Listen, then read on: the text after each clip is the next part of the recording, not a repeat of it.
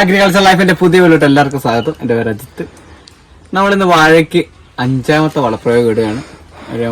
ഇതിനു മുമ്പ് നമ്മൾ വളങ്ങളൊക്കെ ചെയ്തിരുന്നത് 4 അതിനകത്ത് ഒരെണ്ണം ഒഴിച്ചു കൊടുക്കുകയാണ് ചെയ്തത്. നമ്മളിന്ന് മീഡിയം ടൈപ്പ് മഞ്ചേരിയിലാണ് വളം ചെയ്യുന്നത്. നമ്മൾ വാഴകളൊക്കെ ഏറെക്കുറെ എല്ലാം കൂമ്പിട്ട് കൊലകളൊക്കെ വിരിഞ്ഞു തുടങ്ങി. അത് നമ്മൾ ഈ ഒരു സമയത്ത് ശ്രദ്ധിക്കേണ്ട വെച്ചാൽ ഏതെങ്കിലും തരത്തിലുള്ള ഈ ഒരു സമയത്താണ് കൂടുതലും വേരുകൾക്കൊക്കെ രോഗങ്ങൾ കണ്ടുവരുന്നത്. അതുപോലെ തന്നെ പൊട്ടാഷ്യൻ്റെ അളവ് കുറവ് കൂടുതൽ കാണിക്കുന്നത് ഈ ഒരു സമയത്താണ്. അതുപോലെ തന്നെ കൈകൾ പച്ച കൈകൾ ഒടിഞ്ഞു വീഴുന്നതായിട്ട് കാണുന്നത് ഈ ഒരു സമയത്താണ്. അതുകൊണ്ട് തന്നെ നമ്മൾ വാഴയിൽ ഒത്തിരിയേറെ കാര്യങ്ങൾ ശ്രദ്ധിക്കണം. ഏതെങ്കിലും തരത്തിലുള്ള രോഗങ്ങളുണ്ടോ എന്ന് ശ്രദ്ധിക്കണം. തണ്ടുരപ്പുള്ള മരുന്ന് നമ്മൾ ഓൾറെഡി അടിച്ചിട്ടുണ്ട്. എന്നിരുന്നാലും തണ്ടുരപ്പൻ്റെ ആക്രമണം ഏതെങ്കിലും തരത്തിലുണ്ടോ എന്ന് നോക്കണം. അതുപോലെ തന്നെ ഇലക്കരിച്ചിലുണ്ടോ എന്ന് നോക്കണം. അങ്ങനെയുള്ള കാര്യങ്ങളെല്ലാം നോക്കി രോഗങ്ങളൊന്നും ഇല്ല എന്ന് ഉറപ്പ് വരുത്തിയതിന് ശേഷം മാത്രം വളപ്രയോഗത്തിലോട്ട് കിടക്കുക. വേരിനെ നല്ല രീതിയിൽ നോക്കുക. വേരിൽ ഈ ഒരു സമയത്തൊക്കെയാണ് നീമവരെയൊക്കെ ഉള്ള തോട്ടങ്ങളിൽ നീമവരേൻ്റെ രോഗലക്ഷണങ്ങളൊക്കെ കണ്ടു തുടങ്ങുന്നത് ഈ ഒരു 5ാം മാസത്തിലാണ്. അന്നേരം വേര് ഇലകൾക്ക് നല്ല മഞ്ഞപ്പൊക്കെ ഉണ്ടെങ്കിൽ അത് മഞ്ഞളിപ്പായിട്ടോ അല്ലെ ഇലക്കരിച്ചിലായിട്ടോ മരുന്നടിച്ച് മാറുന്നില്ലെങ്കിൽ കൃത്യമായിട്ടും വേരും കൂടി പരിശോധിക്കുക. വേരിനകത്ത് എന്തെങ്കിലും മുഴയൊക്കെ കാണുന്നുണ്ടെങ്കിൽ അത് നീമവരയായിരിക്കും. അന്നേരം വേരിനെ നല്ല രീതിയിൽ നോക്കുക. എന്നതിന് ശേഷം മാത്രം വളപ്രയോഗത്തോട്ട് കടന്നാൽ മതിയാകും. അതുപോലെ തന്നെ പൊട്ടാഷ്യൻ്റെ അളവ് പറയുന്നതില്ല പച്ച കൈകൾ കൂടുതലായിട്ട് ഒടിയുന്നത് കാണും. അതിൽ പൊട്ടാഷ്യൻ്റെ അളവ് കുറയുന്നതിന് ഇലകളിൽ നോക്കിക്കഴിഞ്ഞാൽ മനസ്സിലാവും. അഗ്രഭാഗത്തോടി ചെറിയൊരു കരിച്ചിൽ കാണും. അവിടെ പച്ച ഇലകളുടെ അഗ്രഭാഗങ്ങളിലൂടെ ചെറിയ രീതിയിലുള്ള കരിച്ചിൽ കാണും. അത് ഉണ്ടായിട്ടുണ്ടെങ്കിൽ നമുക്കറിയാം വാഴകൾക്ക് പൊട്ടാഷ്യൻ്റെ അളവ് കുറവാണ് കാണിക്കുന്നത്. അത് കൂടുതൽ ഈ 5ാം മാസത്തിലോട്ട് എടുക്കുമ്പോഴാണ് പൊട്ടാഷ്യൻ്റെ അളവ് വാഴകളിൽ കുറവായിട്ട് കാണിക്കുന്നത്. ഈ ഒരു സമയത്ത് നമ്മൾ ഇത്ര നാൾ നമ്മൾ വാഴകൾക്കായിട്ടാണ് വളച്ചിരിക്കുന്നത്. ഈ ഒരു ടൈമിൽ നമുക്ക് കൊലക്കായിട്ടുള്ള രീതിയിലേക്ക് നമുക്ക് വളപ്രയോഗം ചെയ്യാനായിട്ട് സാധിക്കും.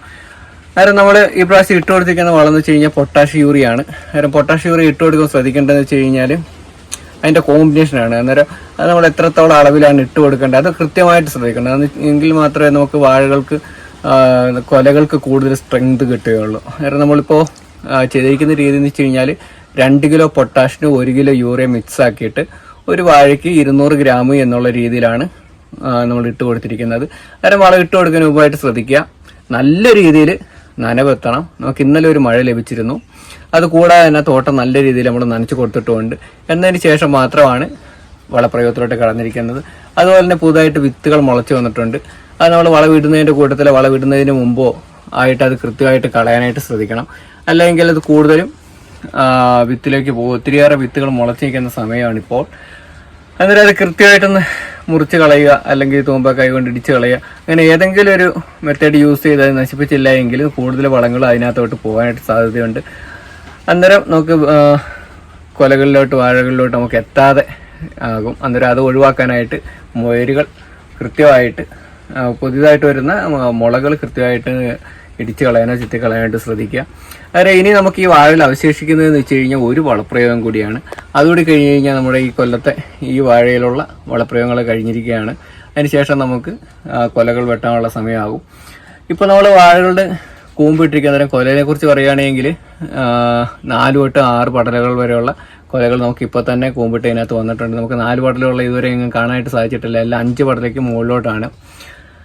അന്നേരം ഇപ്പോൾ വന്നിരിക്കുന്നതിനകത്ത് മെയിനായിട്ട് നമുക്ക് 24 കായ് വരെ ഒരു പടലയിലുണ്ട്. ഡബിൾ വെച്ചിട്ടാണ് നമുക്ക് മഞ്ചേരിക്ക് കായകൾ വരിക. മുകളിലത്തെ പടലും 2ാമത്തെ പടലയൊക്കെ ഡബിളായിട്ടാണ് വരിക. സാധാരണ ഉള്ള വാഴകൾക്ക് എന്ന് വെച്ച് കഴിഞ്ഞാൽ ഓരോ പടലും സിംഗിൾ ലൈനായിട്ടാണ് കായകൾ കാണുക. ഇതിന് മാത്രം ഡബിൾ ലൈനായിട്ടാണ് കൊലകളിൽ കായകൾ കാണുക. അത് നല്ല രീതിയിലുള്ള വിളവാണ് നമുക്ക് ലഭിച്ചിരിക്കുന്നത്. ഇനി നമുക്ക് നല്ല രീതിയിൽ കെട്ടി നിർത്തേണ്ടതുണ്ട്. വേനൽക്കാലമാണ്, വേനലും കാറ്റടിക്കാനുള്ള സാധ്യതകളുണ്ട്. അത് തന്നെയല്ല കൊലകൾ നല്ല രീതിയിൽ വെയിറ്റും വെക്കും. അന്നേരം വാഴയ്ക്ക് നല്ല ചരിവ് കാര്യങ്ങളൊക്കെ വരാനുള്ള സാധ്യതയുണ്ട്. അന്നേരം നമ്മൾ ഏകദേശം ഒരു 1.5 മാസം കൂടി കഴിയുമ്പോഴത്തേക്ക് ഏറെക്കുറെ ഒരു 80% വാഴകൾ നല്ല രീതിയിൽ കൂമ്പിട്ട് കൊലകളൊക്കെ വിരിയുന്ന സമയത്ത് നമ്മൾ വാഴകൾ കെട്ടി നിർത്തി. ഇപ്രാവശ്യം നമ്മൾ എല്ലാ പ്രാവശ്യം കെട്ടി നിർത്തുന്ന വീഡിയോ അത്രയ്ക്ക് സക്സസ് ആകുന്നില്ല. എന്ന് വെച്ച് കഴിഞ്ഞാൽ നമുക്ക് നിങ്ങളിലോട്ട് കൂടുതലായിട്ട് എത്തിക്കാനായിട്ട് സാധിക്കുന്നില്ല. എന്നിരുന്നാൽ ഈ പ്രാവശ്യം അത് നല്ല രീതിയിൽ വീഡിയോ എടുത്ത് നിങ്ങളിലോട്ട് എത്തിക്കാനായിട്ടുള്ള പ്ലാനിങ് നോക്കുന്നുണ്ട്. അതായത് നിങ്ങൾക്കത് കൂടുതൽ ഉപകാരപ്പെടുമെന്ന് തോന്നുന്നു. കെട്ടിയിരുത്ത് നമുക്ക് ഇതുവരെ നല്ല രീതിയിൽ കെട്ടിയിരുത്തിയതിന് ശേഷം നല്ല രീതിയിൽ കാറ്റൊക്കെ അടിച്ചിട്ടും നമുക്ക് കൊലകളൊന്നും നഷ്ടമായിട്ടില്ല. അന്നേരം നിങ്ങൾക്കത് കൂടുതൽ ഉപകാരപ്പെടും എന്ന് ഞാൻ വിചാരിക്കുന്നുണ്ട്. എന്ന് വെച്ച് കഴിഞ്ഞാൽ അത് കുറച്ച് ലെങ്തി ആയിട്ട് വീഡിയോ എടുത്തിട്ട് ചെയ്യാനാണ് ഉദ്ദേശിക്കുന്നത്. അതിൻ്റെ A to Z കാര്യങ്ങൾ, അതായത് നമ്മൾ കുഴിയെടുത്ത് അതുപോലെ തന്നെ കയറ് വലിക്കുന്ന എല്ലാം ഇതിനകത്ത് ഉൾപ്പെടുത്തുന്നതാണ് ശ്രദ്ധിക്കുന്നത്. ഇനി കൂമ്പിടുമ്പോൾ ശ്രദ്ധിക്കേണ്ട ഒരു കാര്യം എന്ന് വെച്ച് കഴിഞ്ഞാൽ മഞ്ചേരി വാഴ കൃഷി ചെയ്തിരിക്കുന്ന ആൾക്കാരൊക്കെ ശ്രദ്ധിക്കേണ്ട ഒരു കാര്യം എന്ന് വെച്ച് കഴിഞ്ഞാൽ ഇതിൻ്റെ ഇലകളിൽ വന്നിട്ട് കൂമ്പ് വന്ന് തങ്ങി നിൽക്കാനുള്ള സാധ്യതയുണ്ട്. അന്നേരം ആ ഒരു എന്നും രാവിലെ തോട്ടത്തിൽ കൂടി നടക്കുക, ആ കൂമ്പ് അങ്ങനെ ഇലയിൻ്റെ സെൻറ്ററിൽ വന്ന് തങ്ങി നിൽക്കുന്നതായിട്ട് കാണുകയാണെങ്കിൽ അത് എടുത്തു വിടാനായിട്ട് ശ്രദ്ധിക്കണം. അല്ലെങ്കിൽ അത് പെട്ടെന്ന് കൊല താഴോട്ട് വരികയും ആ ഇല ഒടിയും ആ കൂമ്പിൻ്റെ വെയിറ്റ് ആ ഇലയ്ക്ക് താങ്ങാതെ വരുന്ന ഒരു സിറ്റുവേഷനിൽ ആ ഇല പെട്ടെന്ന് ഒടിയും. അങ്ങനെ ഒടിയുന്നതിൻ്റെ കൂട്ടത്തിൽ തന്നെ ആ കൂമ്പ് ഒടിഞ്ഞ് താഴെ വീഴും. എന്നിട്ട് നമുക്ക് ആ ഒരു കൊല നഷ്ടമാകും. മഞ്ചേരി വാഴക്കുള്ളൊരു പ്രശ്നമാണത്. അന്നേരം നിങ്ങൾ ശ്രദ്ധിക്കുക, കൂമ്പ് വന്ന് ഇലയിൽ ഇട്ട് ചാഞ്ഞ് ഇലേൻ്റെ സെൻറ്ററിൽ കുത്തി നിൽക്കുകയാണെങ്കിൽ അത് എടുത്തു വിടാനായിട്ട് പ്രത്യേകം ശ്രദ്ധിക്കുക. എന്നും രാവിലെ തോട്ടം വഴി നമ്മൾ പോയി നോക്കുക. അങ്ങനെ കൂമ്പ് തട്ടി നിൽക്കുന്നുണ്ട് എങ്കിൽ അത് എടുത്തു വിടാനായിട്ടും പ്രത്യേകം ശ്രദ്ധിക്കുക, അല്ലെങ്കിൽ നമുക്ക് കൊലകൾ നഷ്ടമാകും. അതാണ് ഈ ഒരു ഘട്ടത്തിലൊക്കെ സ്കൂളിലായിട്ട് ശ്രദ്ധിക്കാനുള്ളത്. ഈ ഒരു സാഹചര്യത്തിൽ ശ്രദ്ധിക്കാനുള്ള ഒന്നുകൂടി കാര്യങ്ങൾ പറഞ്ഞുതരാം. നിയമവരയ്ക്ക് ചാൻസ് ഉള്ളൊരു തോട്ടമൊക്കെ ആണെങ്കിൽ ഈ 5-ാം മാസത്തിൽ അത് എടുത്ത് ഇലകളിൽ കാണിക്കുക. അന്നേരം വേര് പരിശോധിക്കുക. അതുപോലെ തന്നെ തണ്ടുവരപ്പിനുള്ളതും ഈ ഒരു സമയത്താണ് കൂടുതലായിട്ട് കണ്ടുവരുന്നത്. അതും പരിശോധിക്കുക. പിന്നീടുള്ളതെന്ന് വെച്ച് കഴിഞ്ഞാൽ പുഴുക്കളുടെ ആക്രമണമാണ്. അത് ഈ ഒരു സമയത്ത് വേനലായതുകൊണ്ട് അധികം അങ്ങോട്ട് കണ്ടുവരികയില്ല. എന്നിരുന്നാലും അതും കൂടി പരിശോധിക്കുക. ഈ ഒരു കാര്യങ്ങളൊന്നുമില്ല എന്നുള്ള ഉറപ്പിച്ചതിന് ശേഷം മാത്രം വളപ്രയോഗത്തിലോട്ട് കിടക്കുക. ഈ ഒരു സമയത്തൊക്കെ നമുക്ക് ഇനി പൊട്ടാഷ് യൂറിയൻ്റെ ആവശ്യം മാത്രമേ ഉള്ളൂ.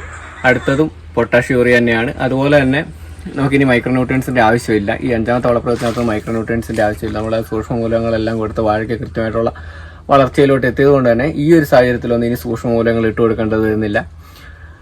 അന്നേരം ഇന്നത്തെ വീഡിയോയിലെ വളപ്രയോഗങ്ങളും അതുപോലെ തന്നെ കൊലകളൊക്കെ നിങ്ങളെ കാണിച്ചിട്ടുണ്ട്.